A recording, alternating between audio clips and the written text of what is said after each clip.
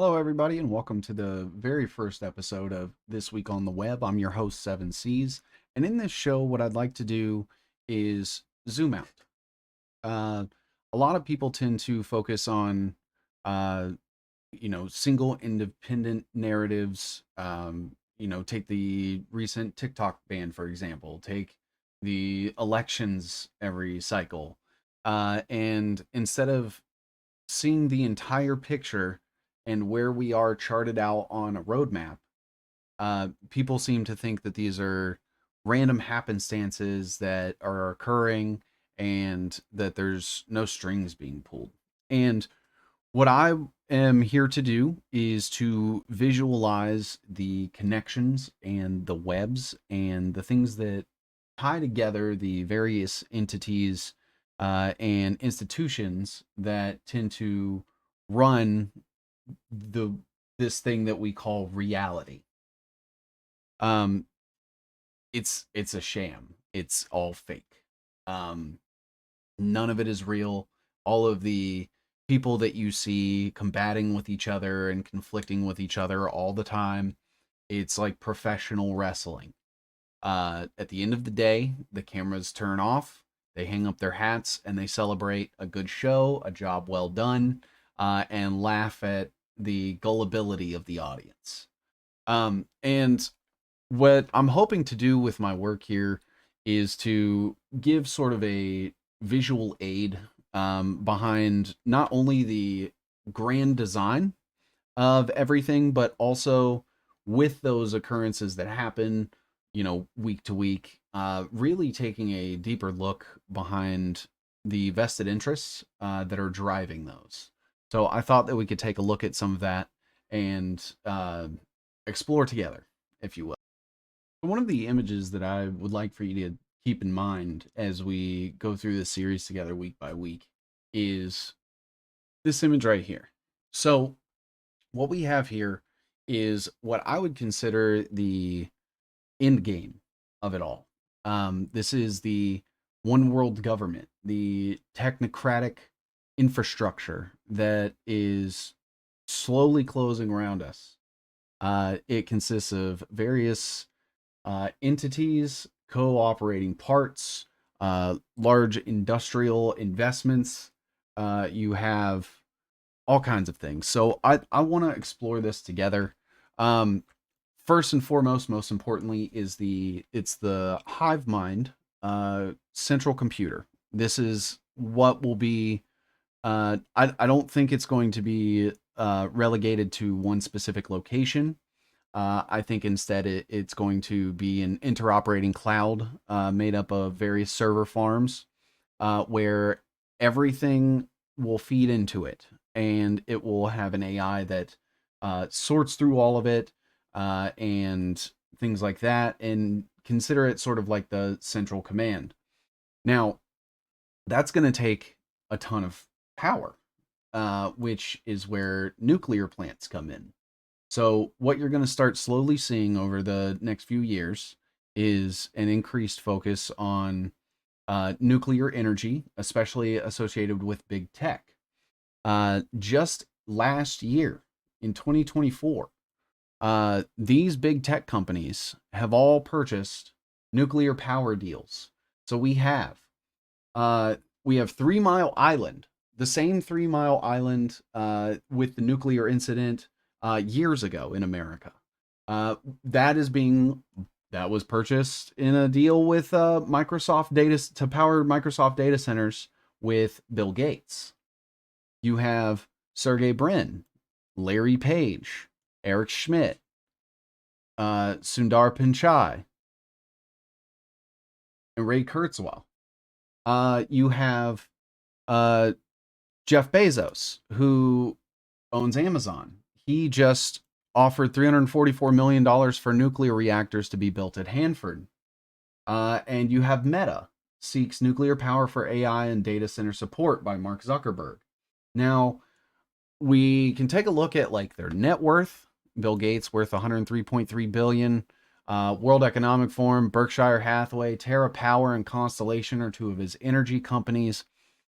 He pushes vaccines and the whole climate hoax the Bover stuff. He's trying to buy all the land and get rid of cows. He's in charge of Microsoft, which is on most personal computers and enterprise computers today. You have Sergey Brin, who is one of the founders of Google. He came from Stanford. He's funded by Vanguard and Bayshore. He has a partnership with Kairos Power through Google for a couple of different nuclear reactors to help power his data centers. He's funded by BlackRock. He's worked with the CIA and the NSF. You have Larry Page, also CIA, NSF, Stanford, Vanguard, so on and so forth. We have he's worth 156 billion, also vaccine pusher, BlackRock. You have Eric Schmidt, who sits on the Bilderberg Steering Committee. He is associated with Johns Hopkins University, which put out the SPARS COVID pandemic plan in 2017 in October. He's part of the World Economic Forum. He is part of the Department of Defense. I believe it's the Data Defense Department. You have Ray Kurzweil, who is associated with MIT, also known breeding ground for CIA and intelligence recruitment. He's also part of something called Alcor Life Extension Foundation, which is a transhumanist movement organization that is there to freeze people or find ways to prolong the lives of the elite. He's also with a foundation called MIRI. You have Sundar Pichai, Stanford again, no surprise there. United Nations, General Electric, Alphabet, Android, Google, Wharton, World Economic Forum. Jeff Bezos, DARPA. He owns Amazon Web Services, part of the cloud, which we'll get into in a moment. Washington Post, World Economic Forum, Bilderberg Steering Committee. He owns Bezos Expeditions, and he works with Altos.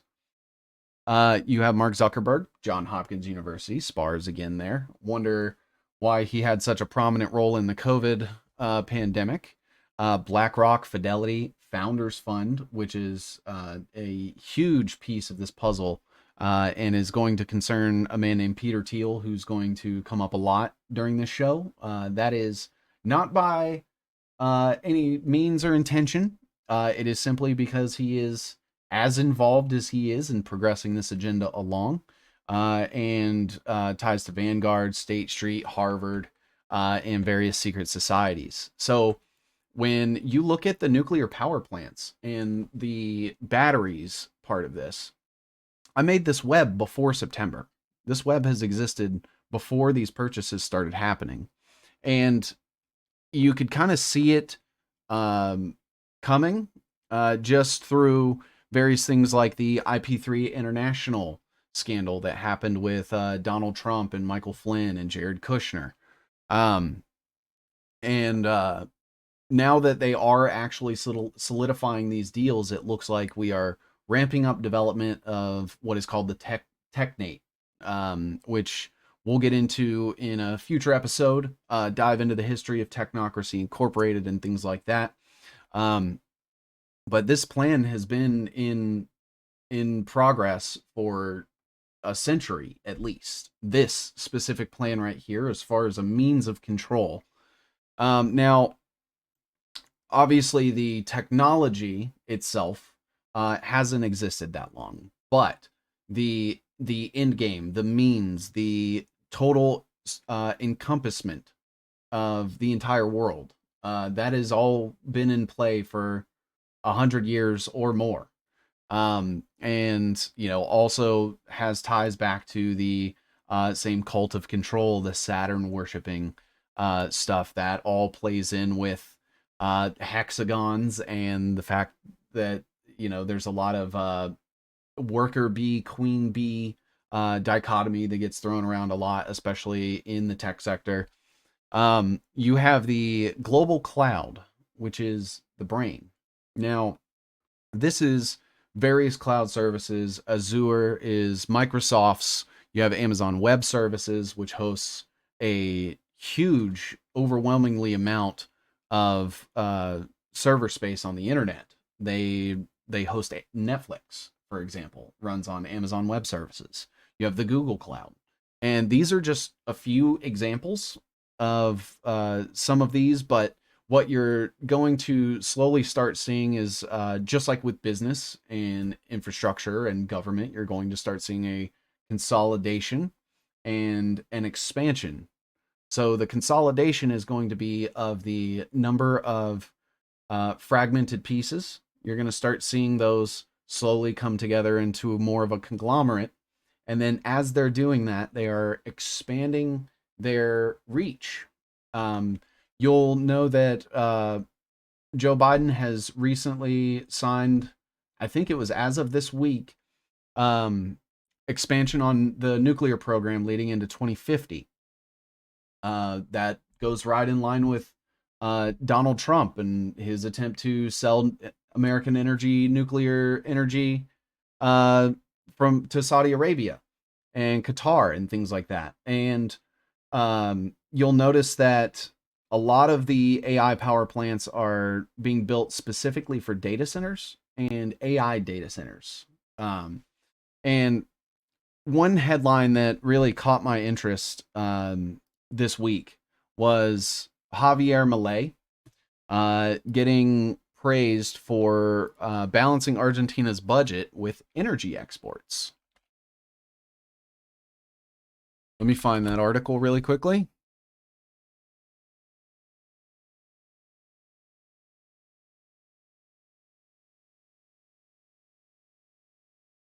Argentina's Milei set to clinch trade surplus record on gains in energy exports. So this article was shared by Elon Musk. Javier Milei actually just gave a speech this week, I believe with Vivek Ramaswamy. Let me see if I can find that video.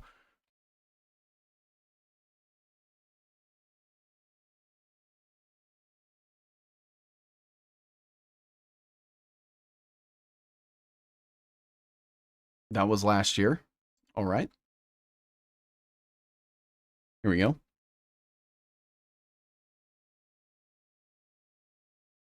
This is the official Hispanic inaugural ball gathering. Making America great again. Our best country are ahead of us, but I am tonight. I came over here for dinner, special celebrate a very special man, making his country great again. Operation big. When I ran for president of the country at the age of 37, there was a guy who I looked broad. This guy gets it. He was Doge before there was Doge in America. Enough with the pandering. Enough with the pandering. Come on now. He is now leading in Argentina. Give me an afuera. So Javier Milei has been, obviously very closely associated with the Donald Trump campaign and all of his players and stuff. And he's stripped government, is replacing government with AI, which is also currently taking place in the United States government as well. And he has made most of that money back selling energy exports out of Argentina, which falls right in line with what Donald Trump plans to do. Now, when you take into account that there are actively clouds that are constantly storing, analyzing, processing data, never gets deleted, server farms everywhere, that are all going to be powered by nuclear AI power plants. Again, which is actually happening. Big tech is buying the power plants. You start to look at global satellite connections, and you have to wonder how many satellites there are in the atmosphere and what they can see and where they're at and if they can see you. So the space cloud satellite strategies for AWS, Google, and Microsoft. Cloud providers Amazon, Google, and Microsoft are building relationships with satellite companies. Here's a close, and it's the same Amazon, Google, Microsoft. buying all of the nuclear plants, running all of the cloud, now launching all of the satellites. Here's a closer look at distinctive strategies these cloud players are adopting as they seek to build two-way businesses connections between the cloud and space. Musk's satellites are blocking the view of the universe, was an article that was written in September of last year. Google acquires Skybox satellite company last year in July. These are going to serve as the eyes and ears. You have things like Starlink and Google Skybox, things like that, that are going to serve as the eyes and ears. These are the things that we are out of reach for us, and essentially will be able to zoom in, see anybody at any time. Elon Musk is connecting the internet to the most remote places in the world. They're hoping to cover the entire world with internet. Um, and that goes in line with Elon Musk's Optimus bots. So we've seen a drastic increase in the number of humanoid robots and marketing and things like that. There are starting to be talks of using robots. They already actively are using robots in the U.S. military. Not humanoid robots, but more closely aligned to those like Boston Dynamic quadrupedal robots that you might have remember from 10, 15 years ago.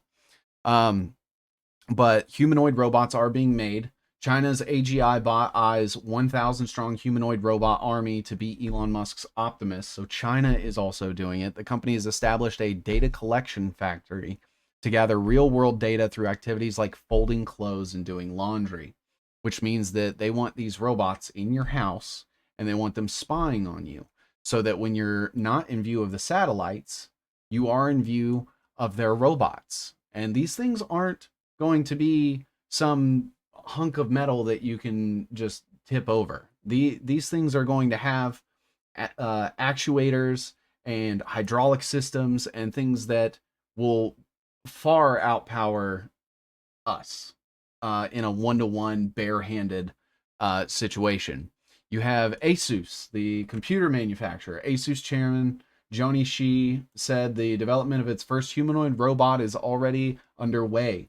Wouldn't be the first robot. Asus has its Zenbo already. And more about Elon Musk's Optimus bots. He wants to see this. He even gave a speech not too long ago that said that he wanted to start seeing these robots teaching your children. And it's a wonder why they're wanting to eliminate the Department of Education. I'm not a fan of the Department of Education myself. Ever since the Department of Education was set up by Jimmy Carter, we've seen where that is headed. Um, Now you have to wonder, we have the batteries, we have the brain, we have the eyes and the ears, we have the arm, the military arm, um, sending all of this data, being able to send and receive all of this data in real time, and things like that. Well, not only are these big data centers like Elon's, XAI's Colossus, but there is also something called the Global Large Hadron Collider Computing Grid. And what this is, and you can go look at this on the CERN website. I hate to have this imagery up here, but I needed to prove that it is from their site. You can go look it up. The Worldwide Large Hadron Collider Computing Grid, which it basically is able to send and receive data at terabits per second, which is going to be absolutely necessary to communicate all of the Internet of Things, the microsensors, uh, the the all of the cameras, the CCTVs, the satellites put together, connect them with the robots, connect them with the self-driving cars, connect them with the uh, carbon tax, and things like that. Now, Elon Musk has attempted to work with CERN quite a few times, trying to build or expand or upgrade or increase the number of Large Hadron Colliders in the world by using his boring company to tunnel the necessary depths and the space and using, other funding from various companies and probably government contracts, in order to build his own or add on to their infrastructure. So you have Elon, with the satellite company, the cloud, the humanoid robots. He's trying to get in with CERN and the Large Hadron Collider computing grid. There's also what's going to be known as the lower tier. So this is like the things that are more on Earth, more personal, closer to us as humans. And this is going to be comprised of basically 3 to 4 different things. We have quantum computers, like Google Willow. There's one called IonQ. We have Rigetti, D-Wave.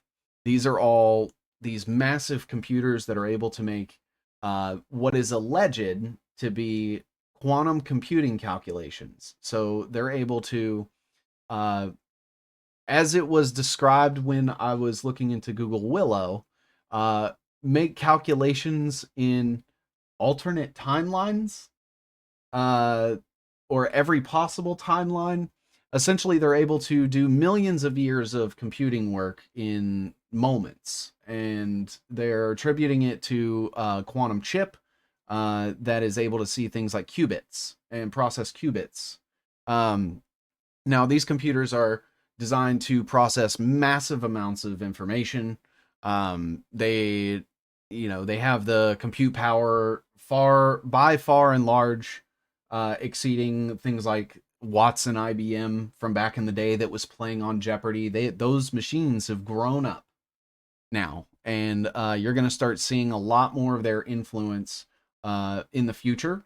Another good example of a quantum computer that is actively affecting our lives is Aladdin, which is owned by BlackRock, and that is their speculation AI, and uh, basically takes in all the information that it can so that it can divvy up calculated risks to BlackRock and allow them to play the market, essentially the way that they do. Now, the other one that's kind of very common right now is artificial intelligence. It's blown up in the last couple of years. You have various companies such as XAI, you have OpenAI. Both of these were funded and founded by Elon. He's since pretended to step away from OpenAI in a Hegelian dialect, even though Peter Thiel funds everything that Elon Musk does and funds OpenAI. Uh, he pretends to have this beef with Sam Altman, much like he did with Mark Zuckerberg. And we kind of see how that played out because now Zuckerberg is on the same team as Elon Musk.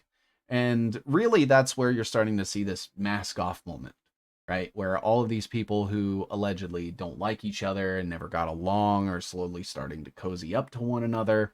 And it's all just a giant spit in the face of the people that they led to believe them. And you have Gemini with Google. You have Microsoft's Copilot, which is constantly sending, receiving, interpreting, analyzing data with the functions that you do on your computer. You have Llama uh, with NVIDIA, who, as of last week, just announced that they have finally created officially an AGI, which is Agentic AI. Now, agentic AI is a specific type of AI that is able to learn, self correct, if you will. It doesn't need a human to go in there and upgrade the code. It will self correct, it will self improve, it will self operate. And this is what is considered the pinnacle, where AI begins to function more like a human consciousness, is how they advertise it. I don't think that there is a possible way to replicate human consciousness through machines, but that is my own personal proclivity. You have AMD. So just between AMD and NVIDIA, that's basically every personal computer, laptop that doesn't belong to Apple. And you have Perplexity. These are all various artificial intelligence. They're getting data points from all sorts of places.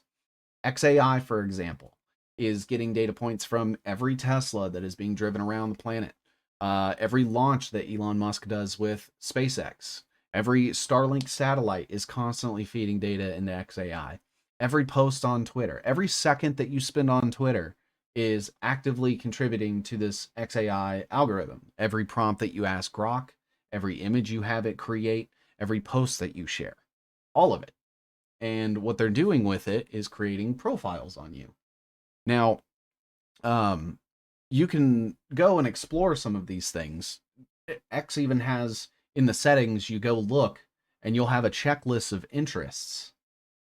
And you'll see all of the things that just based on your posts and the way that you interact there, that they're slowly building data on you.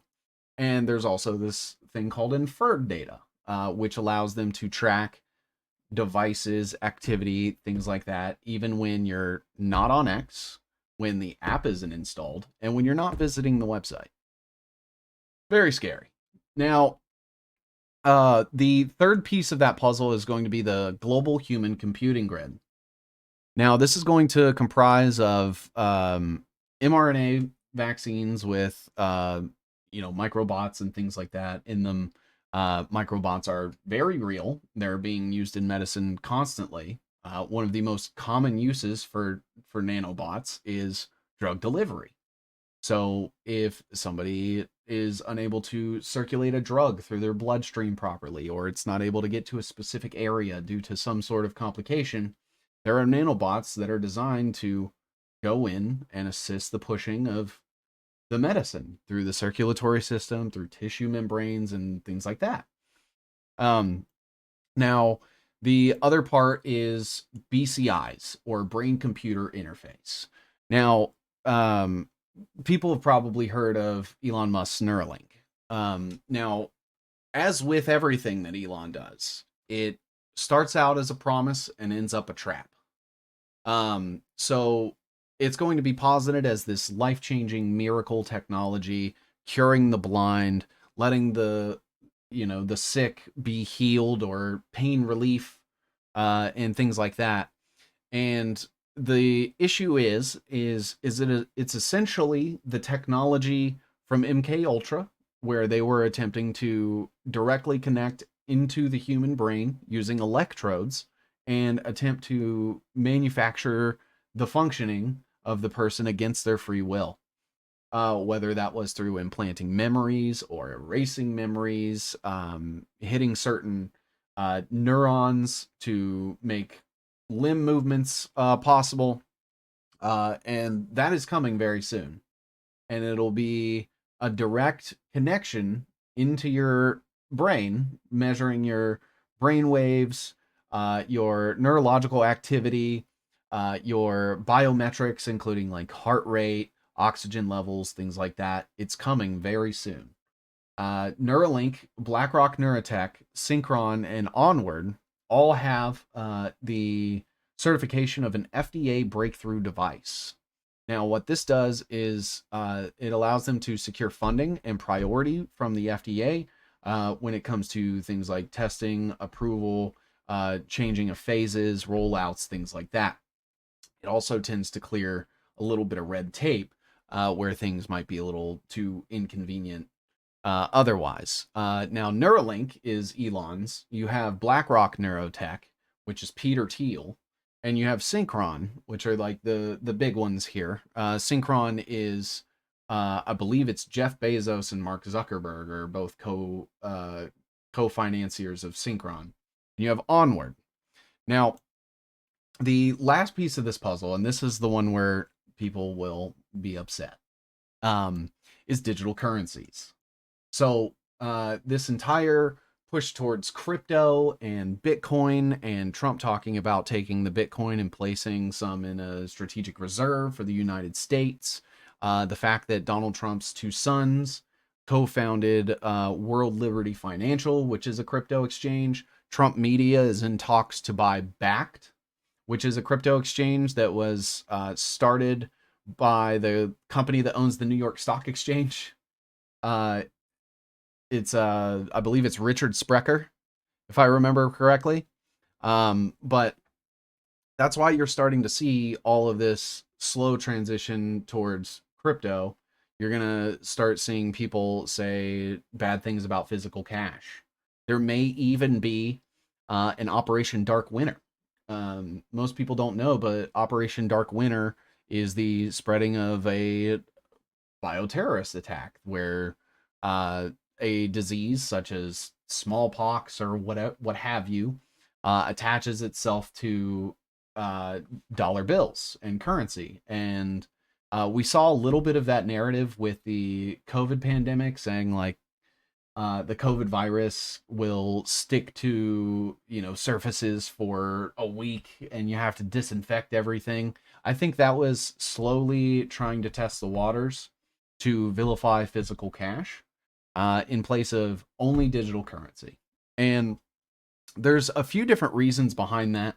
Obviously, any fiating that has taken place when we went from the barter system in trading, a potato for a tomato. Kings couldn't store thousands of tomatoes, or they would go bad. So instead, they came up with uh, gold and coins to make physical representations so that they were able to hoard massive amounts indefinitely because it's the promise of one tomato. No longer need to manage it, watch it, upkeep it. You just let it sit, and whenever you want it, it allows you to go purchase one. And then the same thing happened with the Federal Reserve.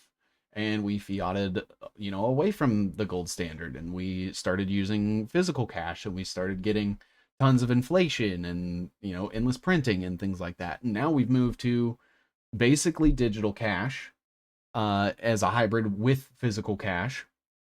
And from there, we see people like Elon Musk amassing $500 billion, which, if we think, okay, well, if that needed to be stored physically, where the fuck do you put it? And that's why it is in their best interest to further fiat and remove any tie to real world value for the common currency that we use. Now, there's a couple things in play here.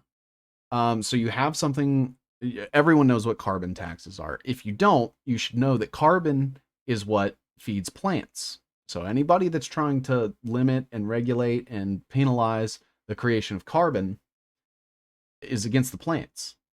Uh, we have transactionalism. By the way, Elon Musk is a supporter of carbon taxes. Transactionalism here uh, goes back to a school of thought through the New School for Social Research.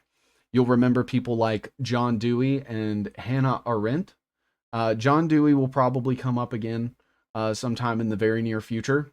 I will be talking about this new school of social research on a future episode. Um, but transactionalism essentially is every action, activity, anything that occurs is an exchange of it's a transaction between a person and nature, or a person, or a person and society.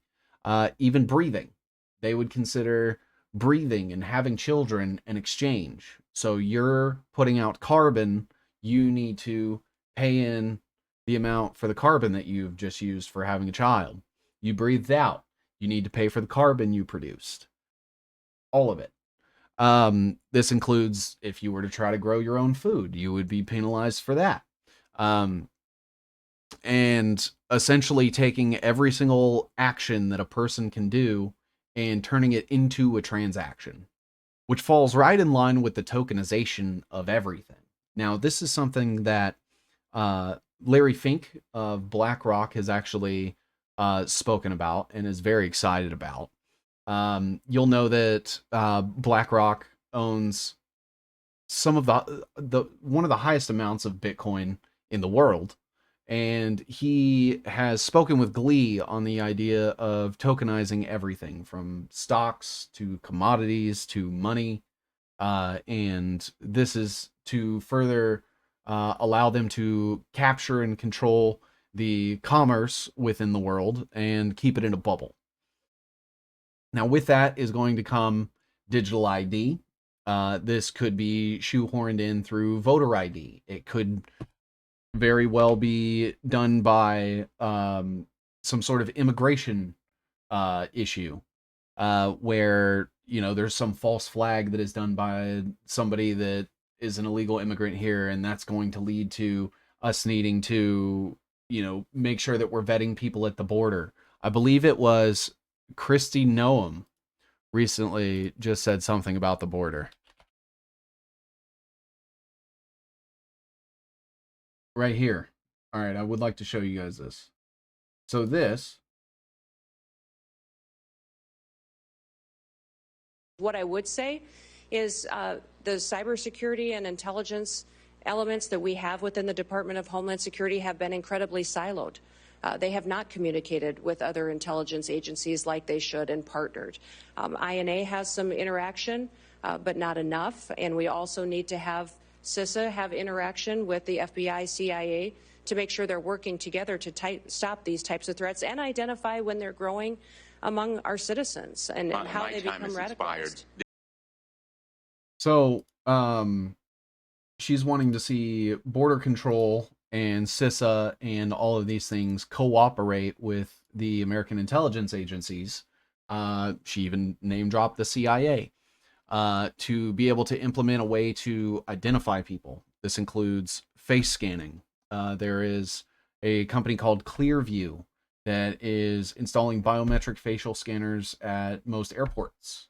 It is currently an opt-in or an opt-out. They will ask you sometimes if you want to do the biometric scan just like they do with the full body scanners. You can say no. And things like that. Now, we're going to start discussing some of the actors that are behind some of these things, and you'll start to see people like Peter Thiel, who owns Clearview, who, is big on crypto, who funds a lot of these companies and has funded a lot of these people in the past, including Elon Musk, including Mark Zuckerberg. He's, on the Bilderberg steering committee with Eric Schmidt from Google, so on and so forth. So you'll start to see an increased interest in Bitcoin and things like that. XRP. Donald Trump just launched a meme coin on the Solana blockchain. And what this is doing is conditioning people to move to digital only currencies and the tokenization and everything like that. It's no secret that the very encryption that Bitcoin is made from is a direct product of the National Security Agency, the NSA. They created SHA 256, put it out.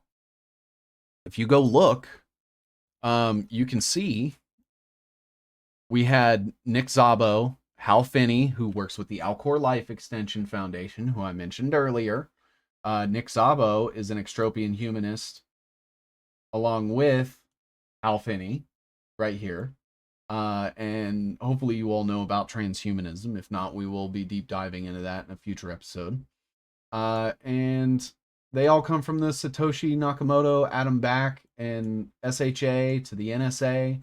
And encryption itself has ties to basically a lot of previous intelligence operations, military arms, the Nobel family, and things like that, which I'm not here to get into Bitcoin specifically, but that will be, again, another subject for a future episode.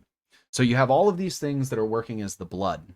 So when you zoom out and you look at the bigger picture, we're going to have nuclear power plants, which is happening right now. We have the cloud. We have satellites. The humanoid robots are coming. Elon even said that there's probably going to be more than them on Earth than humans by 2040. You have the Large Hadron Collider, which is very real.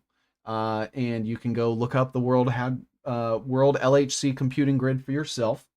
We have all of these companies actively producing all of these things. These are all real companies that are all part of this. They're all being funded by the same people, pushed by the same people. And you're seeing the Trump administration being infiltrated by these people. I guess infiltrated is probably the incorrect word.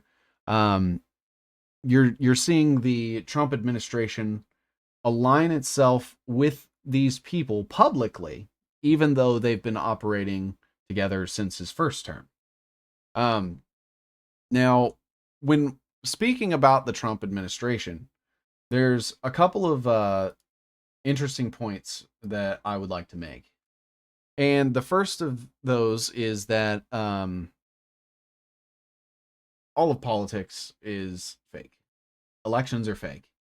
Kamala Harris and Donald Trump work together for the same people. Joe Biden also, Hillary Clinton also, Barack Obama also, George Bush also, and it's been this way our entire lives. Every dichotomy that you see, where it's one or the other, you're slowly going to start learning that the pattern is whatever comes out between them was the plan all along. Look at the election. They put up a candidate, Kamala Harris, very unlikable because they knew that everyone was going to vote for Donald Trump because that's what they wanted. They were like, look how terrible Joe Biden has ruined this country, which is true. I'm going to come in and save it. It's because Joe Biden was supposed to do that. That was his role, which is why he was picked to be the president in 2020. Now, speaking about the Donald Trump administration, I've been doing some research into Donald Trump, and I don't like what I see. And I'll tell you why. So, with Donald Trump, there are going to be a few sections of support. I like to break it down into three. You have the technocrats, you have the bankers, and you have the Zionists. There is an overlap with a lot of them. They're not all mutually exclusive. And they were basically responsible for ensuring that Donald Trump was elected and is adhering to what they have paid him to do, and so on and so forth. So, looking at things like Mar-a-Lago, Truth Social, you have Howard Lutnick and Trump Media. Howard Lutnick is invested in Rumble, which is why Rumble is statistically skewed more towards the right because it has other funders that we're going to get into very shortly. Chris Pavlovsky is close with Howard Lutnick, which should be no surprise. Again, Chris Pavlovsky runs Rumble, and they are partnered with Trump Media and have like an advertising partnership with them. Now, we're going to take a look at a few different people. The first one I would like to look at, Elon Musk. Now, Elon Musk, pro carbon taxes, pro crypto, humanoid robots, satellites, XAI, Colossus data center in Memphis that just got built. All of those things that I was just discussing in that end game, he's pushing for those. The Neuralink, the brain computer interface. He basically checks almost every single box. And that's no coincidence either. Elon Musk is not lucky. He's none of it's Elon Musk is tied to a family that was influential in the technocratic movement 100 years ago. His grandfather, Joshua Haldeman, was part of this company called Technocracy Inc. And we'll look into Technocracy Inc. and those ties and people like Howard Scott in a future episode. But feel free to go look for yourself. You can Google anything that I'm saying and see for yourself. I implore you to do your own research. You shouldn't trust anybody at face value. And you should always be vetting yourself, being aware, trying to constantly learn things. But all of these things are true. Now, Elon Musk, has been no stranger to politics. He's been in and out of the political conversation for a while now. Um, he is known a man who's going to come up on this show a lot by the name of Peter Thiel. Now, Peter Thiel is this guy right here, and he is responsible for huge funding, movement, political games. He is a technocrat. He owns a company called Palantir, which it was the number one performing stock in 2024. Huge arms manufacturer. You may have remembered their drone video during that football game that had aired that said something about stopping things before they start, which is an allusion to pre-crime, thought crime, all of that. Um, Peter Thiel is also invested in Founders Fund. He's a member of the Bilderberg Group. Um, Founders Fund is especially important to remember because this is the investment fund that Peter Thiel refers to as the Precious. This helped fund Palantir, Niantic, which was the Pokemon Go geolocation data aggregation thing. Oculus, they funded Oculus before it was sold to Facebook. And Oculus, the founder, went on to go found Anduril Industries, which is also funded by Founders Fund. And Peter Thiel was involved in the founding of that as well. Founders Fund also has PayPal Mafia members Ken Howery, Luke Nosik. Now, Ken Howery is important, and you're going to start seeing his name come up a lot, I think, in the future. He worked with Peter Thiel at Stanford. Now, Stanford it should be well known at this point. I don't think that it is. Stanford is a breeding ground for the CIA specifically. There are other intelligence agencies and there are other institutions as well that are all infiltrated by these things called cloak and dagger professors. And you're able to look it up. There are declassified CIA documents that discuss some of these operations and infiltrating, and they do it for two reasons. One is to recruit for the intelligence agency, and the other is to sort of surveil and monitor would-be targets based on their behavior, their rhetoric, and things like that. Kind of corral people back into the no, don't get too radicalized narrative. Now, Ken Howery did this magazine publication with Peter Thiel that they worked on back in the day called the Stanford Review, and they're very close. Ken Howery belongs to the same Founders Fund. Now, Founders Fund has also funded a few different things, such as Spotify. It was a very, very early investor in Spotify. It was Sean Parker who led the round for the funding for Spotify, who is a managing partner at Founders Fund. If you believe that the name Sean Parker sounds familiar, it's because that's who was played by Justin Timberlake in the Facebook movie. Because Founders Fund has also funded Mark Zuckerberg. Sean Parker found him, introduced him to Peter Thiel, I believe when it was still called LifeLog, and they started pumping money into it. And now here you have Mark Zuckerberg.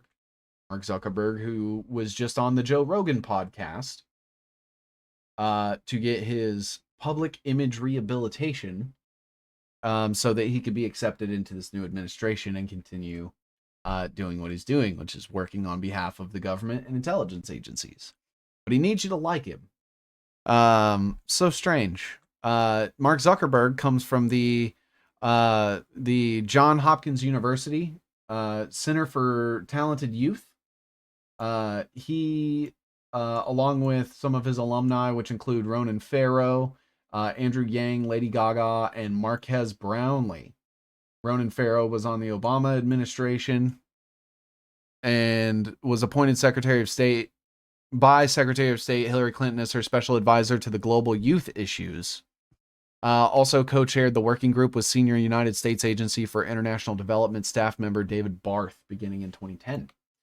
And the last piece is knowing that Johns Hopkins University was the one that produced the SPARS pandemic um, project plan, I guess you could call it, which is what would happen if there was a SPARS COVID like virus, and what will we do? How will we combat the misinformation, control the narrative, push it on people, get them to take the vaccine, and all these things that, if you go back and look and read it in retrospect, fall right in line with what occurred during COVID.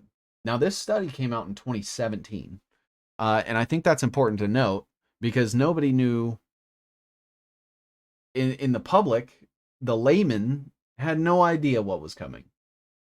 They did. And those that are paying attention knew what was coming. Now, when you go back, and again, this is just us looking at like Founders Fund. Peter Thiel owns multiple VCs, NGOs. He sits on the Bilderberg Steering Committee. He's part of the World Economic Forum. He's once quoted as saying that the CIA is a front for Palantir, his own military arms company.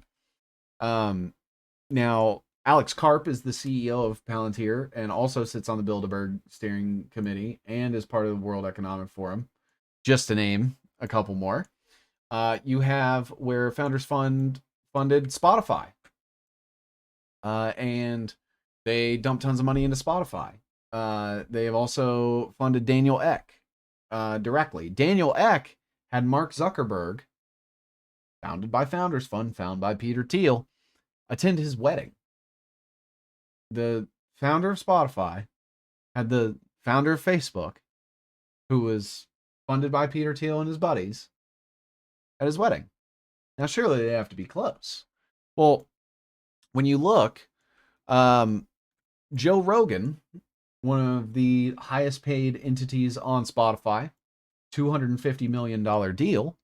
And then when you see that people like Peter Thiel end up on the Joe Rogan podcast, and you have people like David Sachs, and you have Elon Musk, and all these various people that are going on the Joe Rogan podcast, where he's able to just speak freely. Now, there's a couple of other things that we're going to get into. Give me 1 second. I gotta switch everything over.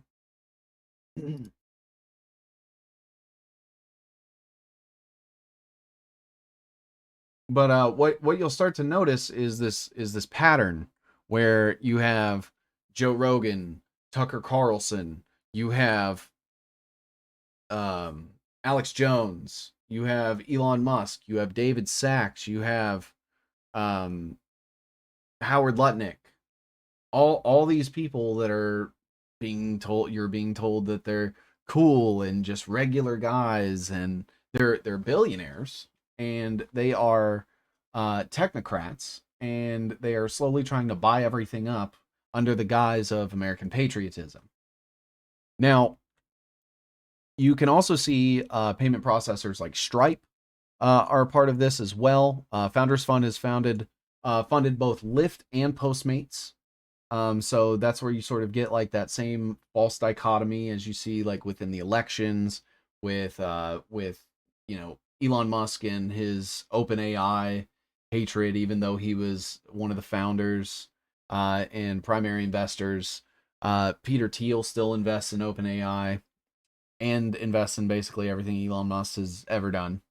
And you get the need, no matter which one you choose, you're still choosing us. And you can kind of see like Postmates being bought by Uber and Lyft, being funded by Founders Fund, and Postmates being funded by Founders. That's hard to say. Funded by Founders Fund. It shows the illusion of choice when there is none. They've funded Airbnb. They have funded Polymarket, which was the betting website where people were betting on the outcome of the elections. They've funded Anduril Industries, which Palantir successfully sued the army to allow them more contracts, and Anduril Industries works directly with Palantir because Peter Thiel created Palantir and helped co-create Anduril Industries with the founder of Oculus. And Sean Parker had created Napster and things like that. And so you're starting to see, as we zoom out a little bit, Elon Musk has shared tweets from Joe Lonsdale, who works for Palantir. You have Daniel Ek, who went to the Bilderberg Group meetings. Alex Karp sits on the Bilderberg Steering Committee. Peter Thiel sits on the Bilderberg Steering Committee. Eric Schmidt from Google sits on the Bilderberg Steering Committee, and so on and so forth. Joe Lonsdale is in things like OpenGov, and he's part of PayPal and things like that. And when you start to zoom out just from Founders Fund, and you start seeing more things come up, things like Carbine 9/11. Now, Carbine 9/11 was an operation between Peter Thiel, the former Israeli Prime Minister Ehud Barak, and Jeffrey Epstein. Which means Peter Thiel was directly backing Jeffrey Epstein. Peter Thiel's venture capital firm Founders Fund has joined a $15 million Series B funding round in an emergency response startup, Carbine, backed by former Israeli Prime Minister Ehud Barak. Now, the Jeffrey Epstein ties, they were in on this together, and I'm under the belief that that Carbine 911 helped Jeffrey Epstein maintain some sort of status quo within his trafficking empire. And you can obviously go look at Carbine 911 if you want. It's essentially future crime, thought crime. So recognizing those patterns, proactively profiling people, and punishing them for crimes that they could have done. It says in 2014, Epstein invested $1.5 million in a joint venture with Barak, which would later fund Carbine. So you have a direct tie to Jeffrey Epstein with Peter Thiel and ties to Israel. And obviously that goes into like Ghislaine Maxwell, Robert Maxwell, all that. We'll discuss the Jeffrey Epstein ties more in depth at some point. One important note about Jeffrey Epstein is looking at the fact that Sergey Brin from Google, who again, they're supposed to be like some sort of competitor or something to Elon and the right under the YouTube guys and stuff like that. Now, Google co-founder Sergey Brin and his ex-wife visited Epstein's pedophile island, and that was reported by the New York Post. There's pictures of all of them together on the island. And this was Sergey Brin and his now ex-wife, at the time wife, Anne Wojcicki. So you have Sergey Brin and Anne Wojcicki. Anne Wojcicki is the sister of Susan Wojcicki and the CEO of 23andMe, the DNA testing company. Now, Susan Wojcicki might sound familiar because she was the CEO of YouTube, especially when the Elsa Gate and other sexually explicit content and horrifying content and things like that were being pushed on the YouTube Kids application. And then it makes you wonder, why did it actually take them so long to do something about that? Drag their feet for months and months and months. Very curious. Very curious. But that, of course, is going back to Google. And Susan Wojcicki was made the CEO of YouTube because she allegedly allowed Sergey Brin and Larry Page to create Google in her garage, which isn't true. And YouTube's funded by like Roloff Botha, who from Sequoia Capital, which has its own tons of ties into things. Now, this is where you start getting into like the biotechnical transhumanist agenda. So Anne Wojcicki owns 23andMe, the DNA testing company. On the board of 23andMe sits Linda Avey, where she also works on the Human Immunome Project.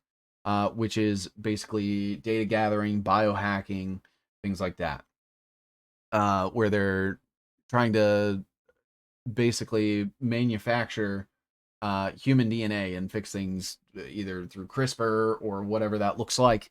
But she also sits on the Stanford Board of Fellows, which is where Peter Thiel went to school. That's where he met Ken Howry. Peter Thiel, if somebody is coming from Stanford University, I think there is a 90% chance that if they're not beholden to Thiel, they're at least friendly with him. And when we go back and we start exploring the Stanford Board of Fellows, you'll notice Herbert Hoover was the founding member, actually, of the Stanford Board of Fellows, or not the founding. He funded the Hoover Institute, which is a part of Stanford. It's they have their own YouTube channel. Peter Thiel's on there all the time. You can go watch him pretend to be a libertarian while he's ushering in the technate fascist world order. You have Drew Altman, who, through the Kaiser Family Foundation, funded Kathleen Sebelius, who was responsible for Common Cause that helped Citizens United get passed, which was the super PACs and things like that, unlimited money, dark money, and loosened. It basically gave corporations the same power as people with Citizens United, and that was under Obama. You go back, and we have Elias Zerhouni, also on the Stanford Board of Fellows. He was the NIH director under George Bush from May 2nd, 2002 to October 31st, 2008. So for most of George W. Bush's presidency. He also served as a senior fellow at the Bill and Melinda Gates Foundation shortly after. You get Bill and Melinda Gates and their ties to everything. And so we start to zoom out a little bit. We have the Human Immunome Project, again with Linda Avey, who also has this lady named Jane Metcalf. She is a frequent speaker and presenter at various events and institutions from UC Berkeley, MIT, Stanford, there it is again, Singularity University to Comic-Con. She is part of the Electronic Frontier Foundation, more technocracy paddling. She does Neolife with her, it's some bioengineering company. Wired Magazine with her husband Louis Rossetto, and they also own an entertainment company called Forca da Imaginação. I think I said that right. And also on the Human Immunome Project is Stanley Plotkin, who came up with the rabies vaccine, and with the Y-Star Institute, the rubella vaccine.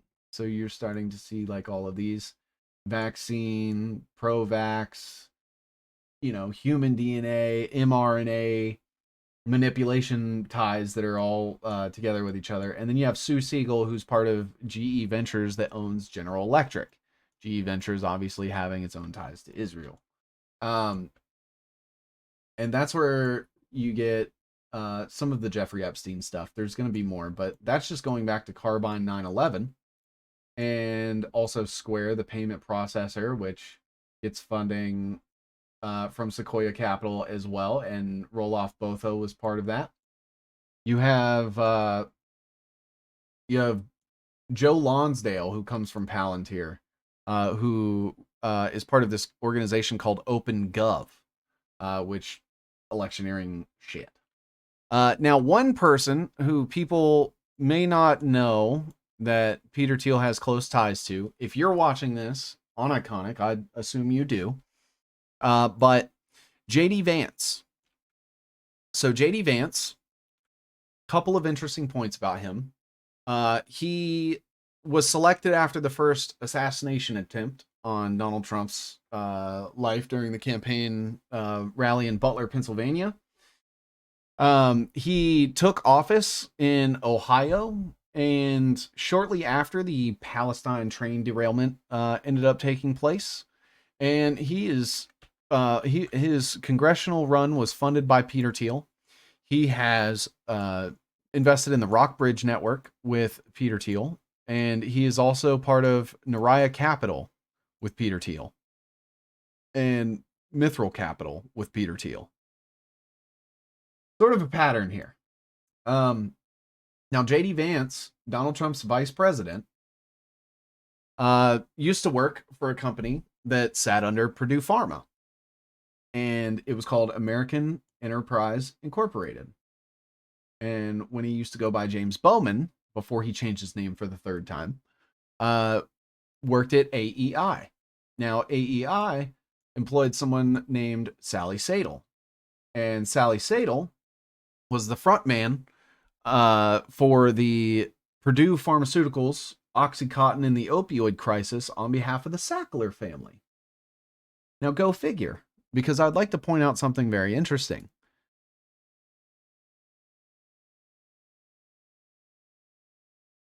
On a podcast, one time, I believe it was Theo Vaughn,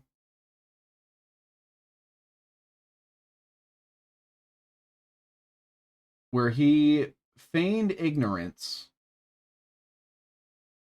somewhat about information on the Sacklers. This, as I understand it, never a criminal investigation into what was known. Yeah, I think they had to reach a plea deal of something. This guy he can do the silly, nonsensical stuff and the dorky laughing and whatever, and then there's serious, substantive stuff. I'll show you one other clip of this, because here Clearly got rich off of an extraordinary amount of human misery and death. Yeah. And there was never a criminal, this, as I understand it, never a criminal investigation into what was known. I think they had to reach a plea deal of something. Okay. As the nation continues to grapple with it, Sackler family had agreed to pay $6 billion to families and states as part of an agreement to wind down Purdue Pharma. So there he is. He says something. I think they're from New York. J.D. Vance used to work for them. Used to work for them indirectly, and you can go Google that. You can verify that for yourself. That is absolutely true. American Enterprise Incorporated. Now, that is what Sally Sadel published most of her articles, talking points through. They were attempting to victim blame. They were attempting to increase dosages of OxyContin, and they were trying to reduce the age at which OxyContin could be prescribed and lower it to as low as 11 in some cases. And you can see here, Purdue Pharma was subject to thousands of lawsuits for its part in the opioid crisis. Since then, the Sackler family has drawn $11 billion. And it's really kind of curious because J.D. Vance had the Hillbilly Elegy that was funded by Rupert Murdoch through HarperCollins Publishing, which is the same company that owns majority publishing rights on the Bible. But his whole Netflix series book, Hillbilly Elegy, was about, his mom and his family's life and stuff like that, where he, plays it up like losing his mom to drugs was so terrible and things like that, just to go on to work for Purdue, the same company that made the opioids that killed his mom. And that's not even the worst part. J.D. Vance had started this thing called Our Ohio Values Pack through something, and they started a project called Our Ohio Renewal. And essentially what happened here was, knowing what he knew about Sally Sadel after having worked with her at AEI, was attempting to, as Congressman of Ohio, reduce the opioid crisis, or fight the opioid crisis, is what he said. And the person that he put in charge, and this is after the Purdue lawsuit had already taken place, they've already been fined, all that shit, found guilty, Sally Sadel. He chooses Sally Sadel, the same woman that was covering up the opioid crisis, on behalf of Purdue, to come run the opioid reduction project in his town. So take that for what you will. It seems especially messed up that he would use his mom's name like that as a marketing strategy when clearly he doesn't care about the opioids or anything like that. You can go look that up. Our Ohio Renewal, Our Ohio Values PAC, and go look into that story. It's a crazy, crazy thing to consider, especially he was just coming fresh off of the Palestine, Ohio thing. So really interesting stuff. The other person that I kind of want to look at is one of JD Vance's best friends, Vivek Ramaswamy. Now, Vivek Ramaswamy and JD Vance were really, really good friends at Yale. You may be wondering how good of friends. So good that JD Vance's son is named Vivek after Vivek Ramaswamy.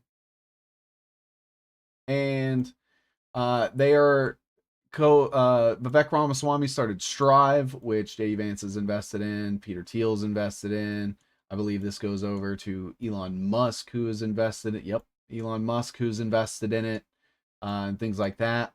JD Vance has ties to an mRNA vaccine called Amplify Bio, which is something that he has in common with Vivek, because Vivek started a company called Roivant that used to produce and manufacture and distribute COVID vaccines to the government on taxpayer dollars. That, along with like that Alzheimer medicine scam that he was running that didn't go anywhere, didn't do anything, made him billions of dollars in grants, funding, research, all that stuff. He had his mom write a bunch of fake studies, manufactured studies, skewed studies, on the effectiveness of his Alzheimer treatment medication. So even just right off the front, before he's even a billionaire, he's defrauding people and trying to get people to inject themselves with things, and then push the COVID vaccine. Now, Vivek Ramaswamy is heavily funded by Bill Ackman. Bill Ackman, who has ties to Jeffrey Epstein and was also responsible for the Harvard anti-Semitism crackdown that they're doing, and the ousting of Dean Gay. Now, Vivek has a couple of other fundings as well. You have the Tenno Network, Philanthropy Roundtable with Leonard Leo and Charles Koch, the Federalist Society. You have the New Venture Fund, which is run by Eric Kessler of the Clinton administration, which is just a subsidiary of Arabella Advisors, where you get the Hopewell Fund, States New Room, Weiss Foundation to Hans-Georg Weiss, who is part of the Giving Pledge, which was started by Warren Buffett and sees Mark Zuckerberg, Bill, Melinda Gates, I believe Elon as well, has donated to this cause, and so on and so forth. So they're all giving money to the same place, even though they all pretend to hate each other. What else do we have here? He's gotten some funding from Peter Thiel. This is his Strive anti-woke company. One other thing I would like to look at is the IP3 International Nuclear Agreement right here between Donald Trump, Jared Kushner, Rick Perry, Michael Hewitt. You had Michael Flynn, the Gary Cohn, and Robert McFarlane are various people. Now, this was a ploy to try to sell that American nuclear energy and things like that over to Saudi Arabia. And you also have like Derek Henry. You have Bill Richardson, Marshall Kaplan, Peter Goldmark, and Joseph A. Cannon.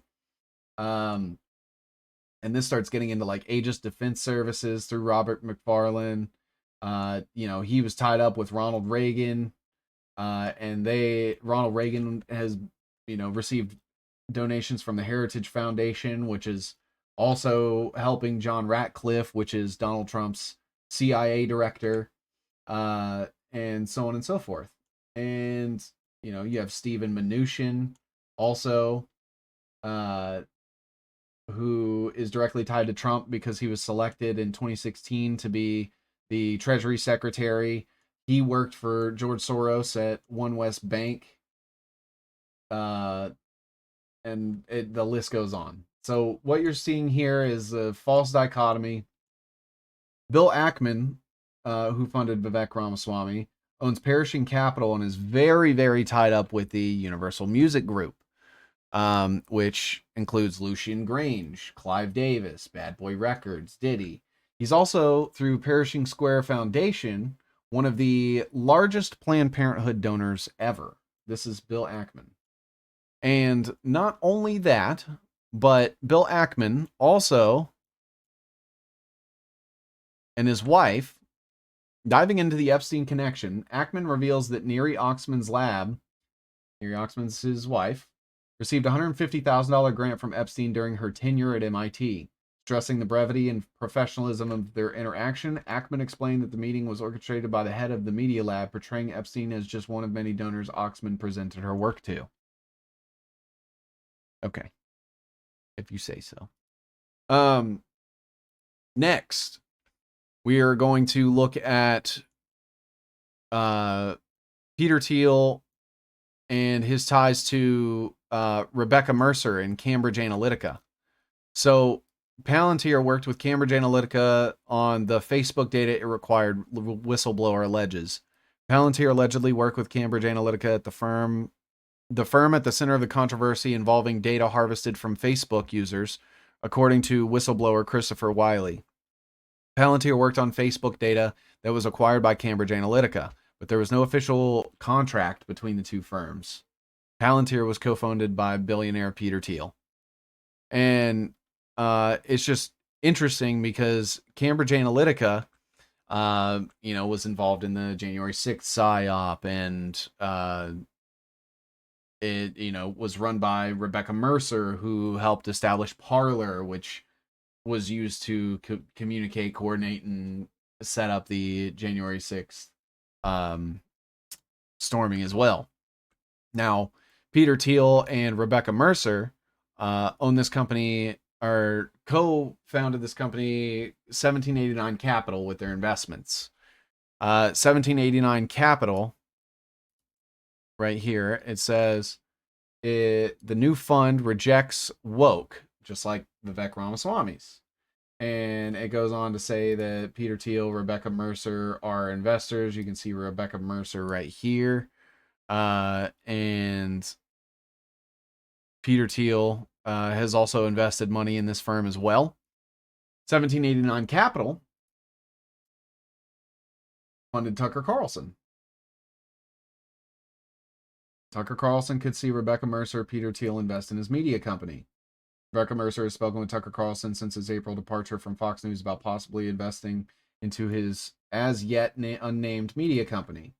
Now, a lot of people don't know this about Tucker Carlson, but his father was part of the United States Information Agency. And I believe he worked with Reagan, if I remember correctly, and was nominated by Reagan. Tucker Carlson also has investments from Vanguard, which, if you go back to our thing here, Vanguard, right? So you start to see all these patterns emerging. Also, Tucker Carlson is part of something called Turning Point Brands, which does a lot of the same thing for Donald Trump, and like campaigning for them, supporting funds that are funding groups that support him, so on and so forth. Looking into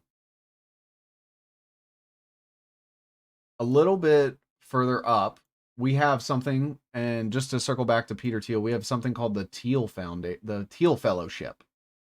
This is very important. And the reason why is because Peter Thiel uses this money to find people that are working on things that he likes or just are willing to be the frontman for whatever technology he wants. And he gives them grants to convince them to drop out of school and work on their thing full time, and he'll fund it, so on and so forth. A couple of notable recipients: Laura Deming, who went on to go work at IP Immortal. This is her company that is working on anti-aging tech, and that's where you start to get the transhumanism stuff again. So not only are they trying to put chips in our head and microbots in our blood, satellites in the sky, they're also trying to keep themselves young forever. She worked at MIT, which, again, you go back to all the ties with MIT and how that's Ray Kurzweil and all that, right? You have Ritesh Agarwal, who founded Oyo Hotels. You may start seeing Oyo Hotels pop up everywhere around the country. There were tons in Vegas. And Vitalik Buterin, who started Ethereum, which means, yes, Peter Thiel helped start Ethereum, which is where the crypto comes back in. And then it makes you wonder, is there actually any crypto that isn't compromised? Either be it an inevitable scam and rug pull or a byproduct of the government and people associated with it. Very curious. Also, another recipient was Austin Russell. Austin Russell helped create autonomous vehicle LiDAR tech that Tesla uses in testing its vehicles, Luminar Technologies. So they're tied up with Elon, even indirectly. The Thiel Foundation is.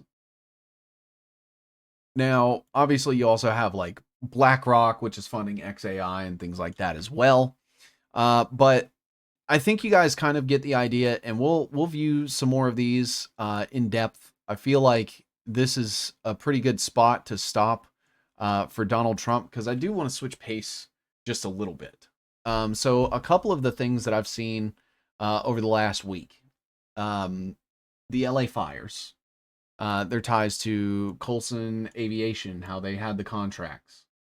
You have Coulson Aviation, Foster Coulson, International Health Brands, shown the Wellness Company, and the Zelenko Protocol, which was done by Vladimir Zelenko, who pushed hydroxychloroquine and ivermectin.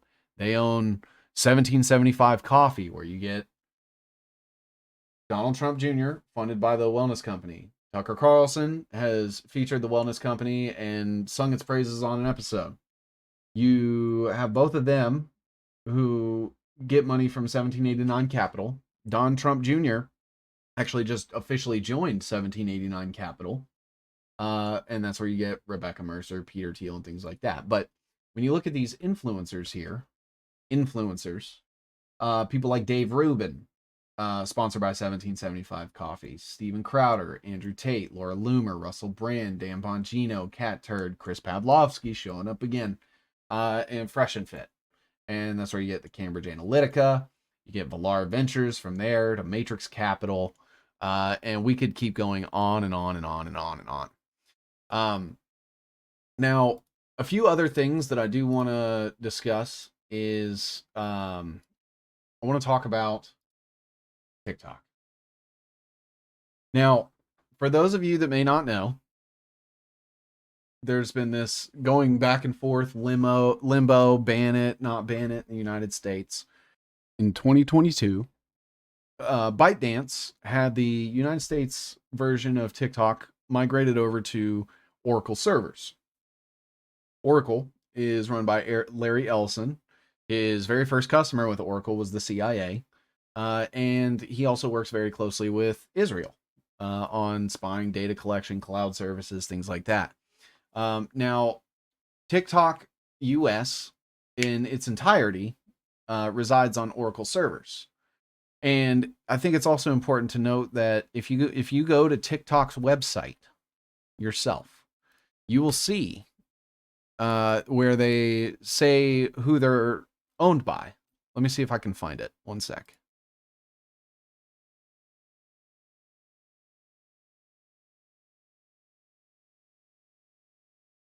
right here.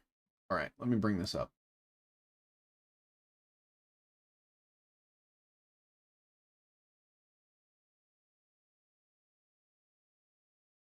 This is TikTok's own website, TikTok US Data Security. It says, TikTok's parent company ByteDance was founded by Chinese entrepreneurs. ByteDance is a privately held global company, roughly 60% owned by global institutional investors such as BlackRock, General Electric, and more. More specifically, you also have Sequoia Capital, which again, roll off both Google, YouTube, 23andMe. You have KKR and Co. They're going to be an important point of discussion in a future episode. You have Morgan Stanley, which no surprise, big bank, and Goldman Sachs, who all of their ownerships combined make up roughly about 60%. There are other investment banks and stuff like that as well. But just really interesting to see that an application that rests on CIA servers owned by the same people that own every company, basically, is being seen as Chinese propaganda when the entire internet is propaganda. And it doesn't matter where it comes from. It's all government propaganda. Now, as far as a few other things from this week that I've seen is Trump launched his own cryptocurrency. And that just goes right back into the technological end game that I was showing you guys. And it's no secret. I mean, Donald Trump's sons founded a crypto exchange called World Liberty Financial, and they're pushing all the same crypto, all the Solana and all the Tether and everything like that. They're all in it together, on the Tether. And you get people like Stephen Witkoff's son, who is involved. So we're gonna look at him really quickly. Stephen Witkoff, who's part of Stellar Management. He has the Witkoff Group,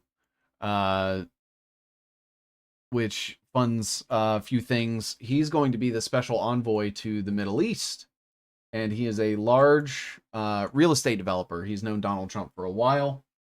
He's tied up with Lawrence Gluck on Stellar Management, and he was also part of this thing called Dreyer and Traub, which they worked with Donald Trump in the 80s on the Hilton purchase, like providing cover for him then.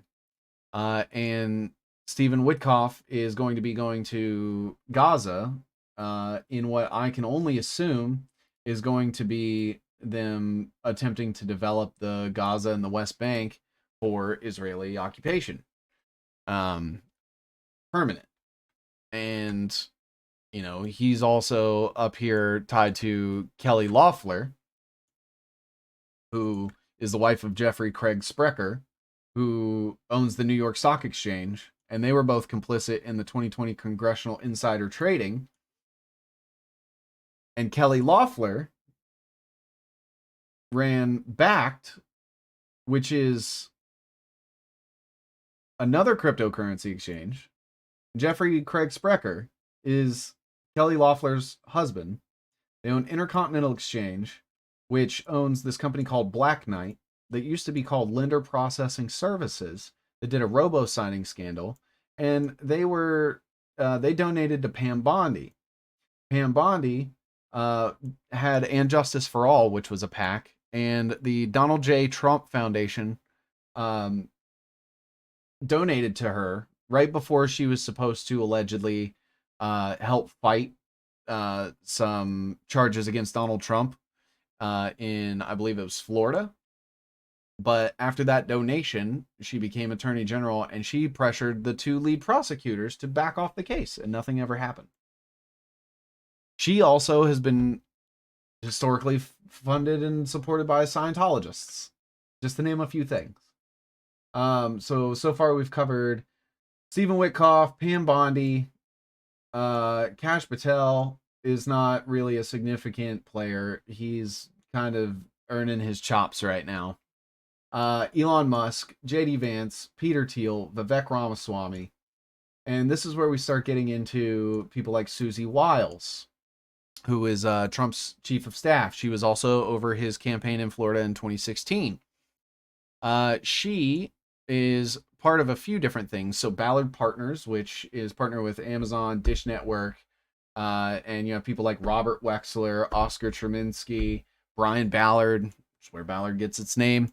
But she also worked with this company called Mercury Public Affairs that does PR for Kraft Heinz, Pfizer, Kellogg, Nestle, Swisher Tobacco, Johnson and Johnson. So you're starting to see AstraZeneca. You're starting to see a pattern where the chief of staff is completely tied in with Big Pharma, which is insane because she's also representative of Postmates, which goes right back into Founders Fund. Now, Robert Califf is also very interesting because he approved Elon Musk's Neuralink FDA grants and things like that for the breakthrough device. And he served under Obama and Joe Biden at the FDA. So Neuralink, approved by Robert Califf. Back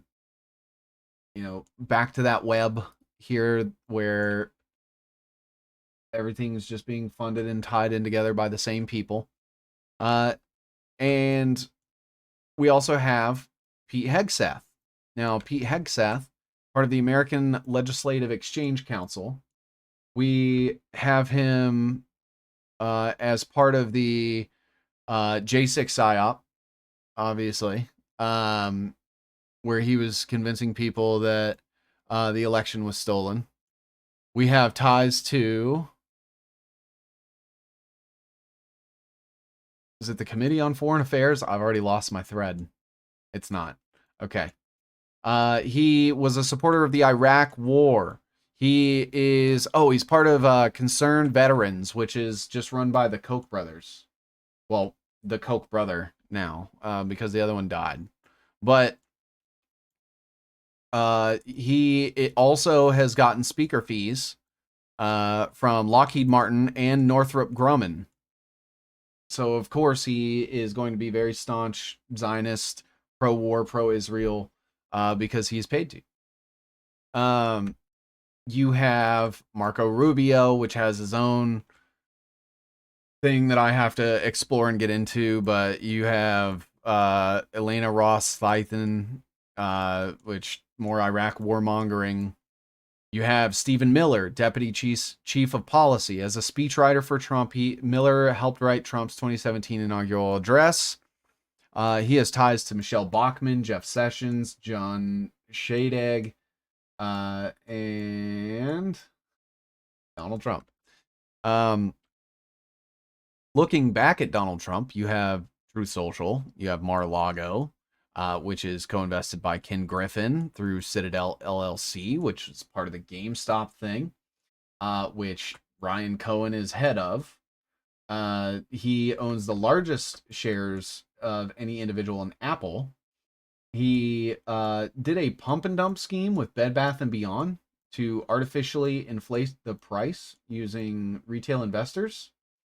So it says Cohen was named in a federal lawsuit August 24th, 2022 for an alleged fraudulent scheme to artificially inflate the price of Bed Bath & Beyond's public traded stock in a pump and dump. Sound familiar? In March 2022, it was disclosed that Cohen had a nearly 10% stake in Bed Bath & Beyond through his investment company, RC Adventures LLC. Between August 15th and 18th, his firm sold all of the stock, totaling $9.45 million shares. The profit was an estimated $68 million. Now, another thing that Ryan Cohen did was start a company called Chewy, which is basically an online pet store. And they got funding from BlackRock. So we have a BlackRock guy who's also the number one individual investor in Apple and was part of this Bed Bath and Beyond thing, getting funded by New Horizons Fund and BlackRock. The funny thing about the Bed Bath and Beyond story is that he was found not guilty, and the reason could have something to do with the fact that the Bed Bath and Beyond CFO fell to his death about 2 weeks after Ryan Cohen was named. The chief financial officer killing himself. How convenient.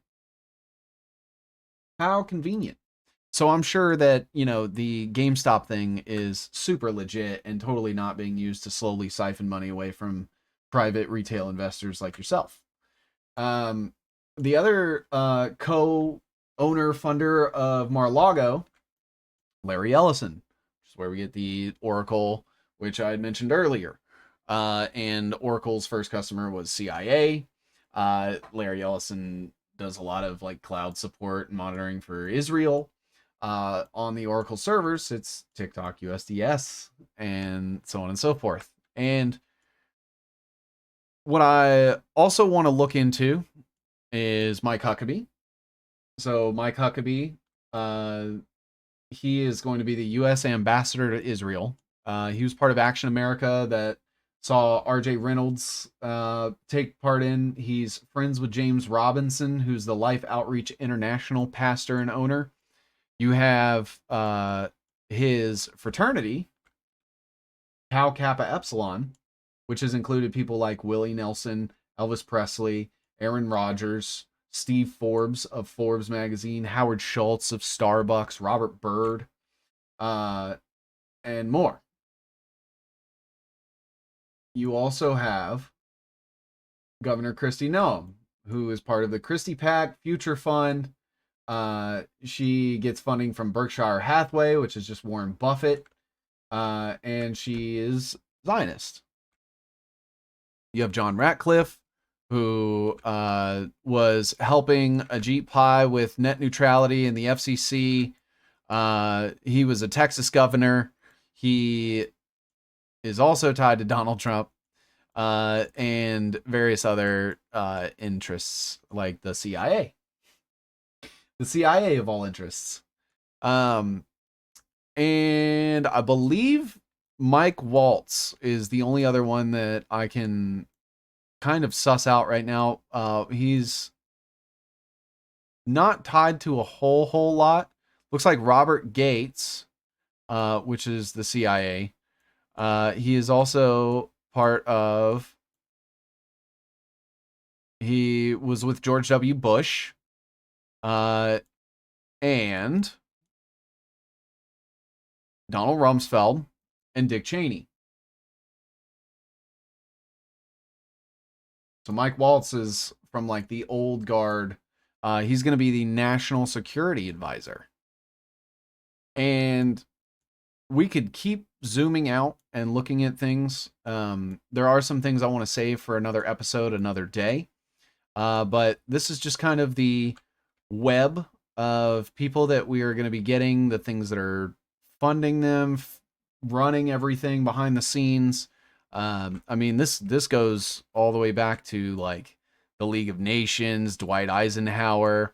You have Jim Woolsey, who was part of the, I believe it was the IP3 International scandal, which again, selling the nuclear data, the energy abroad, which just ties right into the Javier Milei energy export to fix the economy strategy.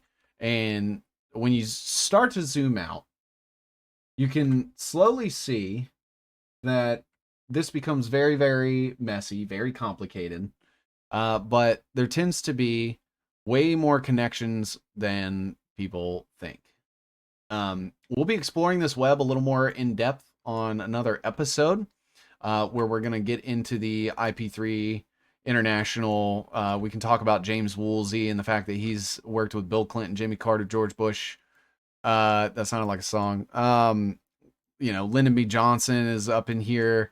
Lael Brainerd, who is part of the Trilateral Commission, with Antony Blinken, who served under Joe Biden. Antony Blinken, stepson of Samuel Pisar. His father, Donald Blinken, worked with Bill Clinton and Jimmy Carter. Samuel Pisar was Robert Maxwell's longtime attorney and avocateur, and things like that. So it's like, even on opposite ends of the spectrum here, on opposite ends of the map, we're still getting connections to each other. And that's why things start to look so messy and incestuous and convoluted, because you'll start seeing that it's all the same people from the same place that have been funding all the same people since before us. And, like Jim Woolsey, there's Stanford again, there's Oxford, there's Yale. He's a Rhodes Scholar, Phi Beta Kappa. Phi Beta Kappa is a huge secret society. I believe there are a couple familiar names in there if you were to look it up. We're going to be getting into Zbigniew, and all of his influences and things like that. The Camp David Accords. He went to Johns Hopkins University. He has a son, Ian, who worked under George Bush. Also works at Booz Allen Hamilton, which is another company that will come up a lot, which includes like Todd Park, who was the U.S. CTO and the Health Human Services CTO. He worked at Athena Health. You have Miles Copeland Jr., who's with the OSS. You have Indra Nooyi, who is PepsiCo, with Ramon LaGuarta, who, wait for it, is part of the Great American Economic Revivals Industry Groups, which is, if you go look, just a bunch of big tech companies, bankers, giant food conglomerates, entertainment conglomerates, real estate firms that Donald Trump's friends with, all of them. It's a lot. It's a lot. And, you consider the ties into like Soros and the World Economic Forum, how Elon was at the Atlantic Council, how Bill Gates can't wait to work with Donald Trump, how Mark Zuckerberg is so excited to work with Donald Trump. You start seeing this web, and I believe it's undeniable that there is a uniparty. I just think that it is way too complicated, way too messy, and way too big, if I'm being honest, just for a lack of better words, for one person to figure out. And that's where you guys come in. So obviously this web is not complete. It is a work in progress. I definitely wanted to explore it while I could for this first episode, as Donald Trump is stepping into power. All of these people are going to be joining him, and I think it's important for everyone to do their research and find out who these people really are, who's investing into what and why, and are they being honest with you? Because from everything that I have come to understand, none of these people hate each other. If their name is in this web, they're more than likely friends, just based on various mutual interests, mutual investments. Like, there's way too many ties for this to just be a coincidence or something that they ignore. They're all friends. They're all actors. Every politician is playing a role. And if this doesn't really give you any sort of like indication that that's true, I'm not sure how to help you. But this web will continue to grow. If there's anything that you guys think I missed, please feel free to reach out to me directly. If there's different threads or anything that you maybe want me to explore in a future episode, always willing to do that as well. Wanted to give sort of a super high level basis of my goals here, which is to get people to understand that this model for the TechNate of the future is very real. All of these things are real right now. They are happening right now, and they're happening by the same tech companies that are supporting the incoming president for the next 4 years. So I think it is imperative for all of us to do the research, hold people account, stop falling for the psyops, stop falling for the two-party rhetoric, stop falling for the war with the East, all of it. and we need to find a way to reinvest faith in the self, stop having heroes, stop thinking someone's coming to save us, and we all need to take just a little personal responsibility. And I believe that the failure to do that by a lot of people is what has led us to this point. Even some people that aren't alive today, being complicit or just complacent in things like this. So definitely do your own research. Thank you all for joining me for this deep dive into this huge web that's leading to this end game. It's really easy to see once you kind of uncover it at all. And Orwell and Huxley, they weren't future tellers. They weren't psychics. They knew where things were headed. They knew what was coming at the end, and they just kind of made their best educated guesses along the way, and they just so happened to be right because the entire group that is running the show is only focused on the end game, and they don't care what it takes to get there, how they get there, or who they have to ruin to reach their goals. This has been me, your host, Seven Seas. We will be live every Monday with a new episode here for you exclusively on Ickonic.